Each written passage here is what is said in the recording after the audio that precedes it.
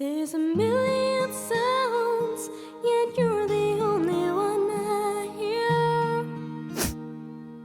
There's a trillion moments, but I can only recall just one.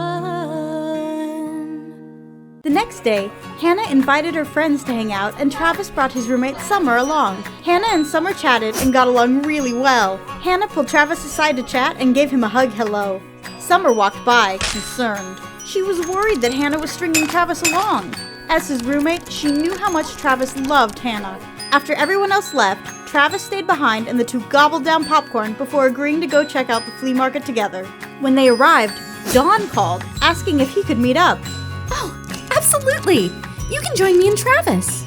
Don arrived, and the situation turned from awkward to excruciatingly awkward when Bjorn came over to say hi too.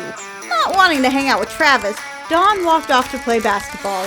Hannah followed him and he didn't care. He threw the basketball straight over her head. No way was she messing up his game. Hannah was terrified she was going to get hit in the head with a basketball. What is wrong with you, Don? She was not impressed. Don put down the basketball and laughed it off. He thought it was funny scaring her. It's not like she was actually going to get hit, right? So what was the harm? They all headed over to grab some food. Travis glared at Don. He clearly didn't like him. Travis walked away to grab a table and get away from looking at Don. Don could sense that Travis was into Hannah, and he didn't like it. Not one bit. As they sat and ate, Hannah fed Don bites of her food, while Travis watched in despair. If only Hannah was my woman, he thought to himself. When Hannah returned home, she decided it was time to make a change. No more customer service job. She applied to college. She had no idea what she was interested in, but that's what college was for, right? Finding yourself. Before she could even get accepted, she got a call from the spy agency. They were recruiting her. Did they know she was literally the worst at detecting people's illicit secrets? As illogical as it seemed, Hannah was excited for an opportunity outside of customer service. She called Don over to tell him the news, but when he learned he wasn't there for woohoo, he left. So Hannah called Travis and told him all about her secret new job. He was worried for her safety, but it's not like he could stop her from making this choice, so he chose to be supportive. Minutes later, she received a call from Bjorn congratulating her.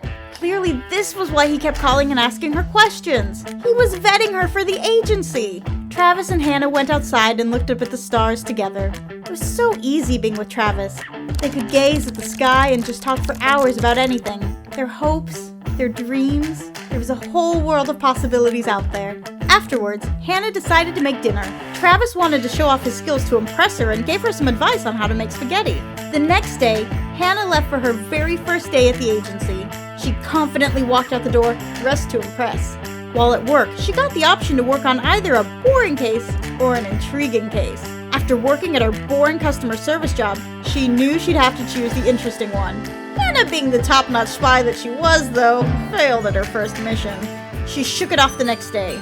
After one day of work, she already had her first vacation day, Winterfest. The season was here, and she was ready to celebrate with her friends. She snuggled Buttercup after setting up the backyard, using the money she still had from her marriage to Marcus, although he did take half when they divorced. As her friends arrived, they sang holiday songs. Marcus decided to call and Hannah brushed him off. Nobody needs you as a friend, Marcus. The second Don arrived, he walked past Hannah and sat down with her single friends to chat them up.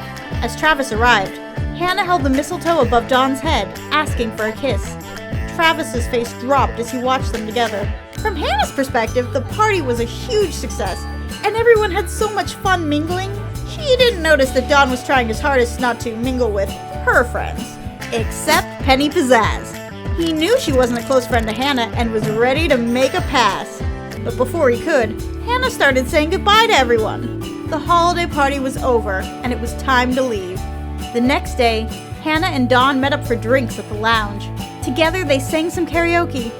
But Hannah couldn't help but notice Penny was there fangirling away.